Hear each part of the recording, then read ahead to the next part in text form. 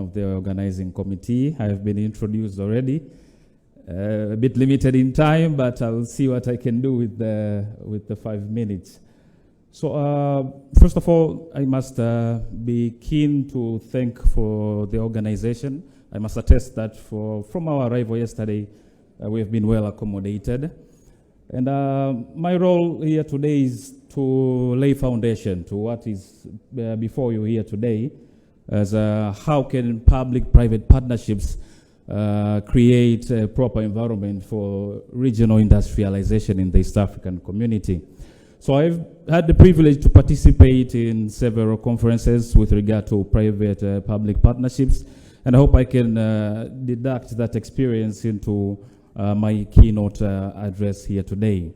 So let me just head straight into the water because I have very limited time here. If you can take me to the next slide, please. So basically, in these 5 minutes, I just want us to be in a position to answer one question. How can the East African community tap the maximum benefits from private and public partnerships?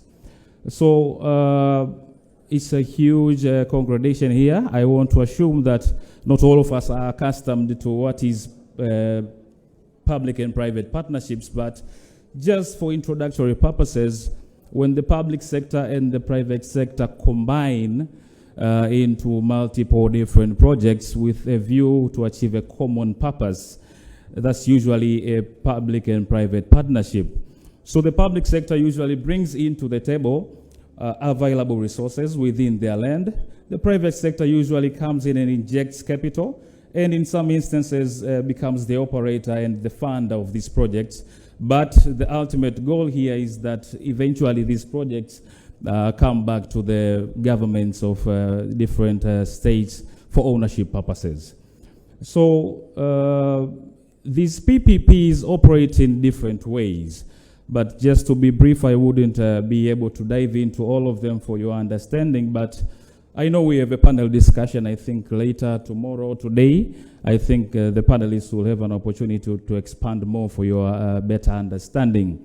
But in these different formats or formalities of PPPs, the basic objective is that the public sector has resources, has a funding gap to exploit these resources, so there's an invitation to the private sector to come in.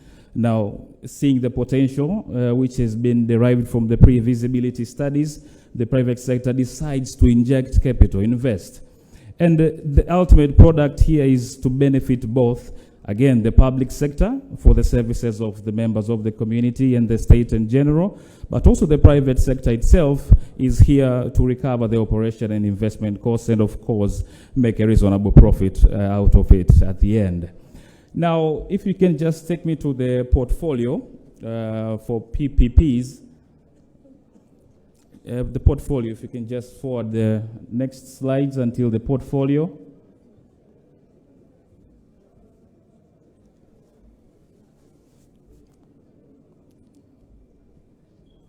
See, you could have benefited from all these slides, but I don't have time. So just take me to the portfolio, please. Next, yes. So I just wanted to lay down this picture to you for your better understanding. So for East African community, much of PPPs have been divided into these kinds of sectors. So most of the investment has been on energy, particularly electricity, but you will also find a significant investment into ports. But you also find significant investment into water and sewage, as well as natural gas, railways, and airports. So this is the general picture of how collectively public-private partnerships have been injected and operative in East Africa. If you could please take me to the next slide. Now, in general, just to give you a broader picture, this is at least statistically how it looks like in terms of how African states have invested into PPPs. So as you can see here, East Africa, we have a bit of work to do. We are still lagging behind with, of course, in terms of South Africa, Morocco, Egypt, and Ghana, who have more investments done in PPPs and have ultimately transformed these investments into economic benefits. So this was just to give us a portfolio of how we stand in terms of comparative statistics in the East African region. If you can just take me to the next slide, please. Again, next. Next, please. Of course, I've been introduced. My primary profession is a lawyer, so I think it's important just to note down that the legal basis of the PPPs that we are engaging in conversation here today stems from this EAC Industrialization Strategy 2021-2032. But importantly, the East African community has a bill, not yet passed into law, but it is in process of discussion, and it's our recommendation that it's transformed into actual operational law so that we can, again, reap the benefits from it. Also from the EAC investment protocol, which also supports the injection of capital from joint ventures. So I had with me several examples of PPPs, but of course, for purposes of time, you can just skim through these slides. So these ones are from Uganda. If you can just move quickly. These are projects which have been, some of them are still on motion. Some of them have been completed. This is Tanzania. I think you can just take them through the slides. I had initially wanted to speak about each one of these to understand their background and how they've been formulated into actual plays. If you can just move forward again. So also for Kenya, there are significant examples. Just move forward, please.